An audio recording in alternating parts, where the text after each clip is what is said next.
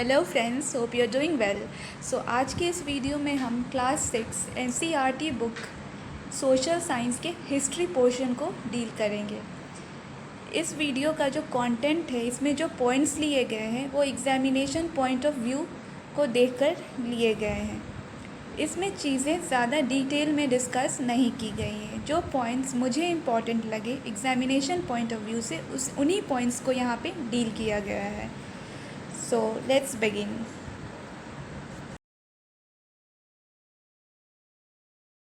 So friends, our first lesson is what, where, how and when.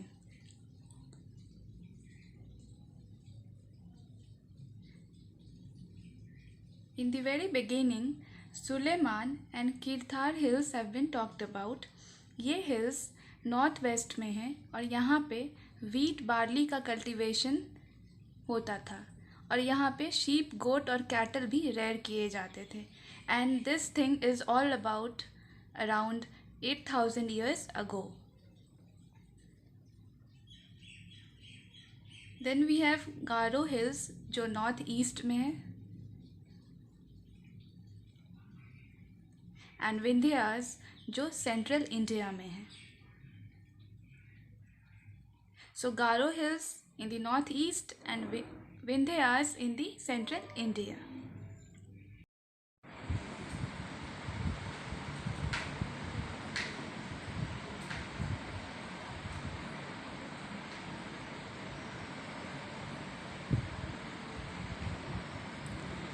Rice was first grown in the north of the Himalayas. चावल की खेती सबसे पहले Himalayas के northern portion में की गई थी। About 47 years ago, cities flourished on the banks of the Indus and its tributaries. 4700 years ago, Indus और इसके ट्रिब्यूटरीज़ के किनारे कुछ शहरें आईं और 25 years ago, 2500 साल पहले, कुछ शहरें गंगा और इसके ट्रिब्यूटरीज़ के अराउंड फ्लरिश हुई और ट्रिब्यूटरीज़ में मेनली यहाँ पे सोन रिवर को मेंशन किया गया है।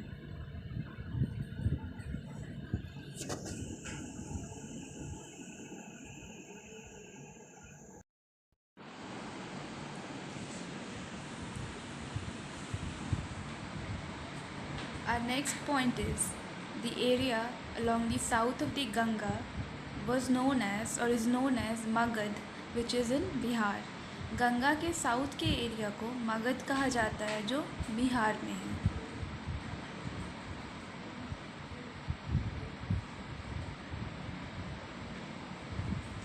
Then people, merchants, religious men and common people traveled from one place to another.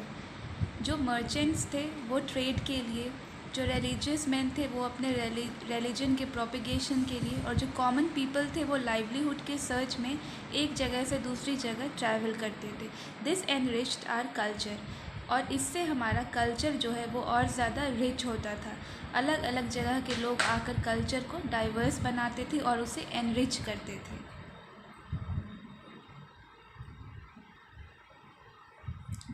The movements were also due to natural disasters like flood and drought.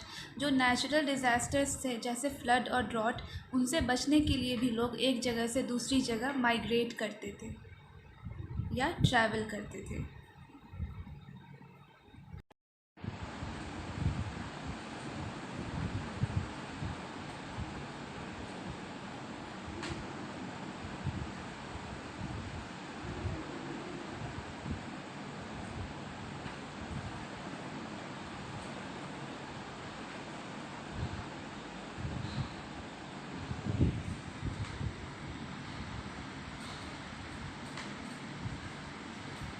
और इंडिया इंडस वर्ड से लिया गया है जिसका मीनिंग संस्कृत में सिंधु होता है।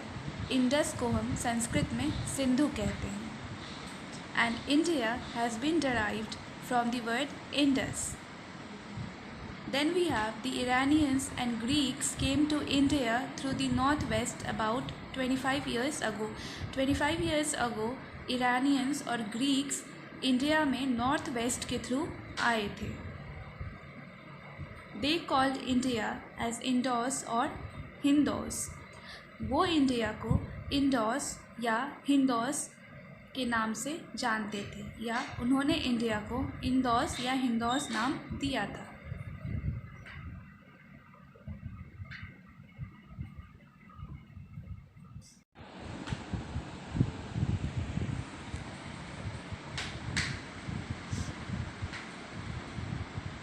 Then we have a word Bharat. This word used to be used for a group of people who lived in the northwest. और ये जो नॉर्थ वेस्ट रीजन है ये बेसिकली कश्मीर और हिमालयन रीजन के लिए यूज़ किया जाता है. इस एरिया में, नॉर्थ वेस्ट एरिया में कश्मीर और हिमालयन रीजन आते हैं. सो ये जो वर्ड भारता है इसे उस ग्रुप ऑफ पीपल को एड्रेस करने के लिए यूज़ किया गया था जो नॉर्थ वेस्ट रीजन में रहते थे. नॉर्थ वेस्ट यानी कश्मीर और हिमालय. और ये जो वर्ड भारता है इसे ऋग्वेद में भी मेंशन किया गया है.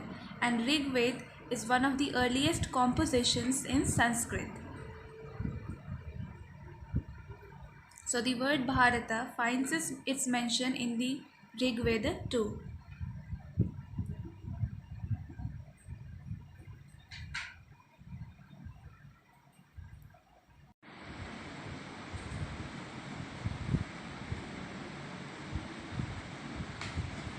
उसके बाद एक टर्म आता है manuscript. Manuscript is basically an old book और डॉक्यूमेंट रिटन बाय हैंड. ये एक पुरानी बुक हो सकती है या एक कोई डॉक्यूमेंट हो सकता है जिसे हाथ से लिखा गया हो. और किस पे लिखा जाता है? ऑन पाम लीफ और the leaf of the Himalayan tree known as birch. इसे पाम लीफ पे लिखा जाएगा या फिर एक हिमालयन ट्री है बर्च उस पे लिखा जाता है. और ये मेनली 3 लैंग्वेजेस में लिखा गया था, Sanskrit, Prakrit and Tamil. Sanskrit, Prakrit and Tamil.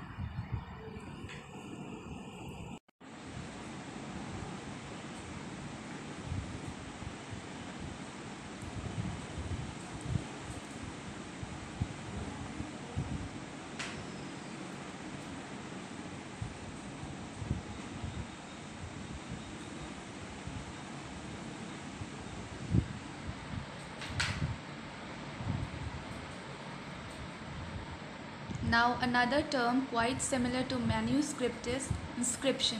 So inscriptions are words written or cut on something.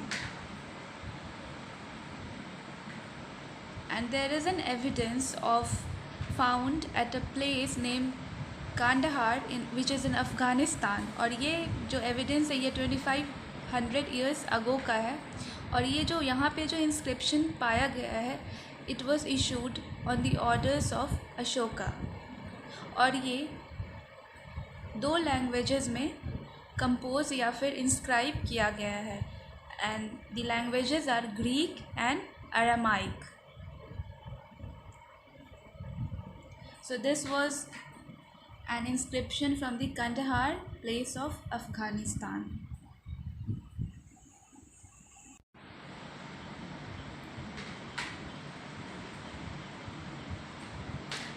Then you will see the mention of the word decipherment.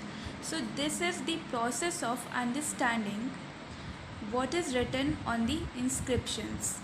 So inscriptions पे क्या लिखा गया है उसको पढ़ने और समझने का जो प्रोसेस होता है उसे हम decipherment कहते हैं.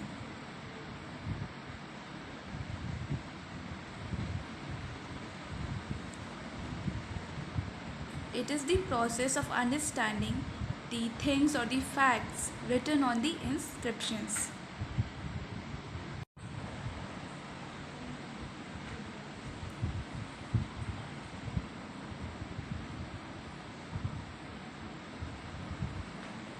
Then there is a mention of a town called Rosetta which is on the north coast of Egypt.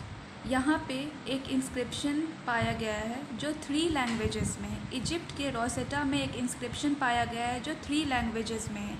1 is Greek and 2 other forms of Egyptian language.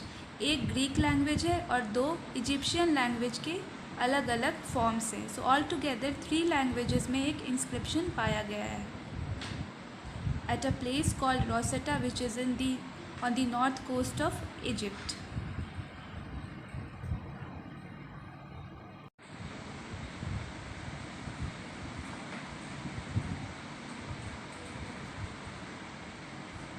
Then there is also the mention of the word cartouche, which is the little frame in which the names of kings and queens are enclosed. So it is a very little frame in which जिसमें एक छोटा सा frame है जिसमें Kings और queen's के नाम enclosed रहते हैं.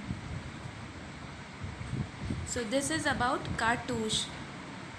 So friends, यहाँ पे हमारा लेसन 1 कंप्लीट होता है. अगले वीडियो में हम लेसन 2 को कवर करेंगे. तो सी यू.